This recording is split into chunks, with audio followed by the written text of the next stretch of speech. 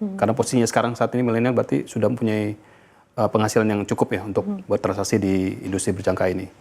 Untuk Gen Z, mungkin mereka sedang mencoba ya, mencoba untuk masuk ke coba-coba untuk trade ya, berjangka. Karena kita juga mengakomodir mereka untuk masuk.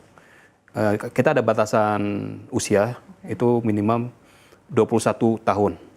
Atau 18 tahun tapi harus minta izin dari orang tua. Iya. Emas lah, emas masih. Ya, sekitar 90% ya. 90%? Iya, 90% untuk mentransaksikan emas di pialang kami gitu. Forex dulu cukup berimbang ya dengan emas sebelum COVID ya, itu sekitar 50-50 ya. Sekarang mungkin Forex sudah turun jadi sekitar 15% sampai 20% dari total transaksi gitu.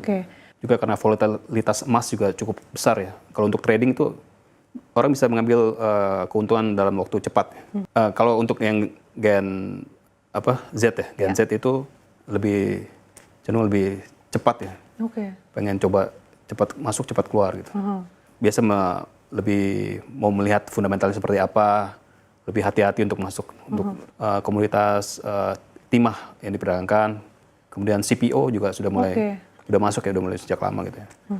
Nah, tapi untuk menarik minat, kalau di industri ini banyak yang retail yang masuk ya, itu agak kurang ya untuk retail untuk masuk ke sana ya. Mungkin karena pengenalan produknya belum, terus mungkin karena juga volatilitasnya belum ada, likuiditasnya belum ada mungkin gitu ya. Kalau kita meneliti tren harga ya mungkin selain emas ya perak keduanya ya.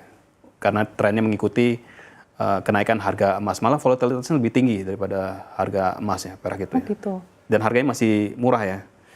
Tapi karena leverage itu kalau untuk perak lebih besar daripada emas. Jadi resiko juga lebih besar sebenarnya dibandingkan emas gitu ya. Pertama pengenalan edukasi ya terhadap di sini, terhadap resikonya, bagaimana mengolah resikonya, terus bagaimana kemudian cara mengambil untungnya gitu ya, profitnya itu juga penting juga gitu ya. Kalau modal makin lama makin turun, makin orang bisa sanggup untuk masuk ya, $100 atau $1 juta gitu. Affordable ya dibandingkan sebelumnya Pak trennya? Kalau sebelumnya kan masih karena leverage-nya masih di bawah, itu mungkin 5 juta waktu itu ya. Jadi makin lama makin kecil, jadi Gen Z makin mudah untuk masuk ke industri ini. Ya, bullion ini kan sekarang ada di OJK ya, di bawah regulasi OJK.